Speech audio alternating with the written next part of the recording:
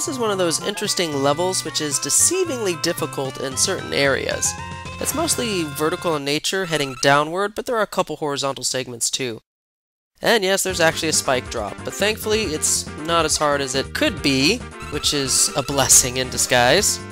So you start this kind of auspiciously, and you might automatically miss an alternate path right there, but then again you do have the Yamato Spear, so no big deal. You can go either way, but we're going to go the main path here, which I'm assuming is the path they want you to take without any upgrades or weapon usage. And to get that point ball, you can either use the Rush Jet or possibly the Tornado Blow. However you want to do it, you can get there. And yes, the Yoku blocks make a return.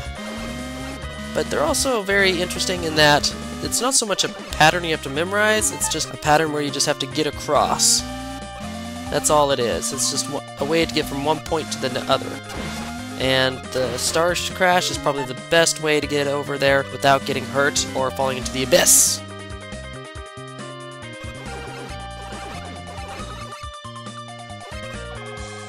As I said, it can be deceivingly difficult, especially with the amount and variety of enemies you face. And these cogs here. This can be the source of some major trouble in some of the alternate paths. And this guy is perched at such a bad location, you kind of have to jump up at his level just to shoot at him, and you don't have a lot of room to move.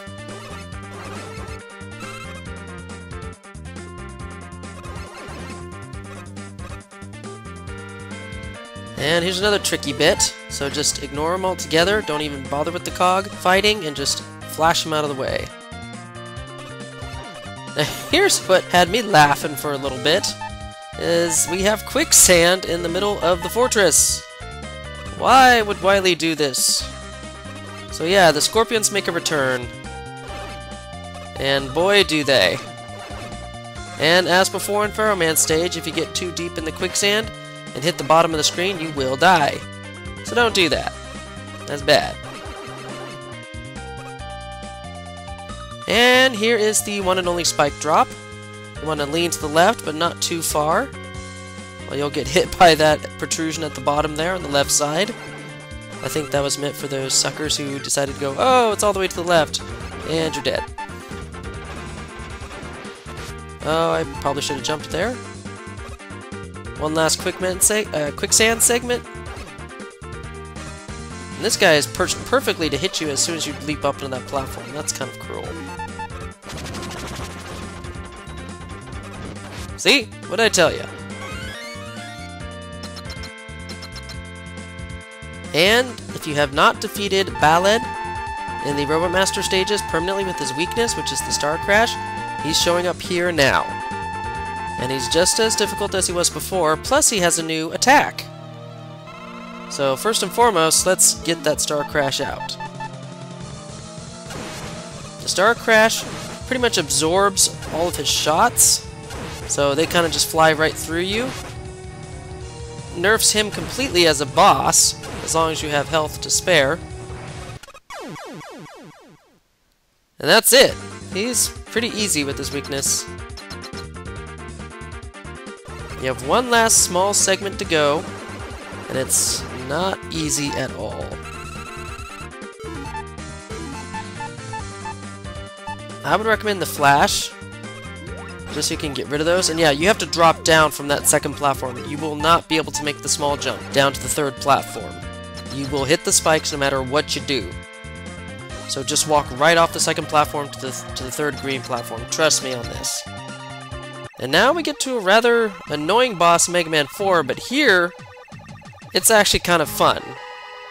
The wall panel or square machine boss from Mega Man 4. And when I first played this again, as I said, I just got a new beta.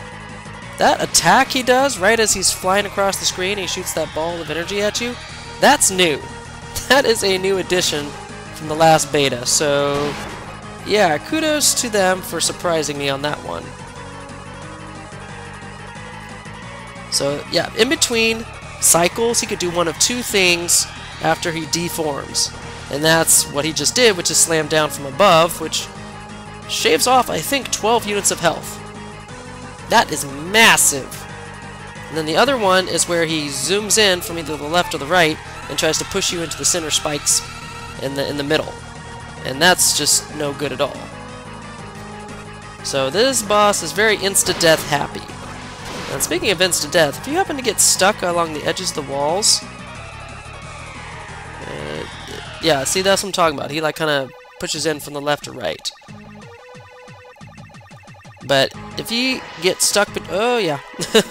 If you get stuck between one of his pieces and the side of the screen, it pretty much counts as an insta-death. So you will want to be sliding underneath him constantly, or you will not stay alive in this battle long. As a result, he is actually one of the worst bosses to face in the boss rush, just because of his insta-death nature.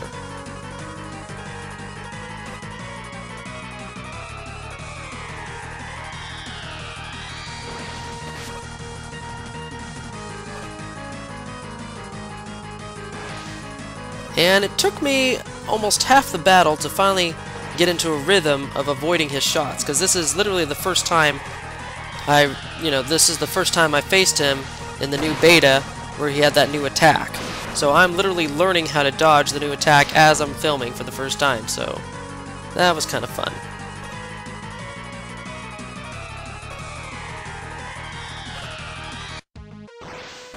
Even then, I still get hit. But yeah, he takes just as long as his Mega Man 4 counterpart to beat. It's just now you have to be more active in dodging his attacks. He's a lot more aggressive, and he's just all around harder to face.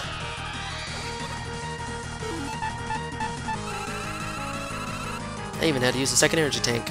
The technique in between cycles is to stay near the spiked pit. If you are geared up to jump over to the other side, should he happen to fall down on you, or try and push you into the spike pit, all you have to do is jump over the pit and you'll be safe.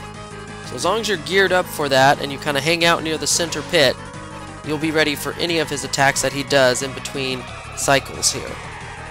So that's just a technique. It's a good one, but if you could come up with something better, sure. I'd like to see it. So I'm hanging out here, and just quickly jump to the side. You're not surprising me any.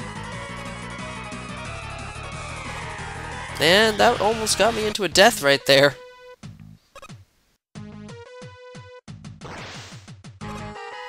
Now his primary weakness, surprisingly, is the Rain Flush, and that makes this battle a complete joke. You don't even have to get inside his panel to even attack him. You just stay outside and launch, Rain Flushes the whole time, and he's dead.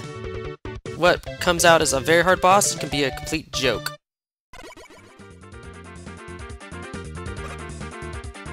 Alright, you can just fall to the left here, or use your coil, or use your Yamato Spear. But here's the first of the two alternate paths. This one is actually the shorter of the two. Again, I recommend the Star Crash, or at least the Centaur Flash, ready and able to be fired at a whim. Because of course you got some ledge bats at the end that'll love to knock you off.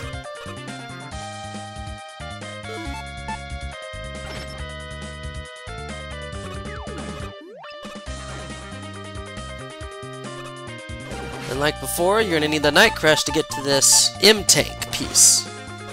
And of course the Spark Shock, but you should already have that by now. And this just links you back up right after the first phase block segment. That's really it.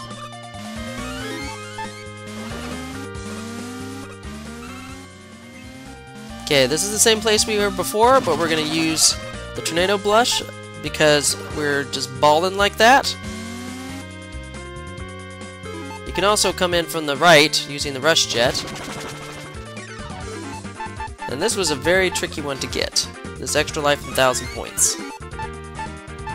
You could use the Yamato Spear, but it's a lot trickier than it looks.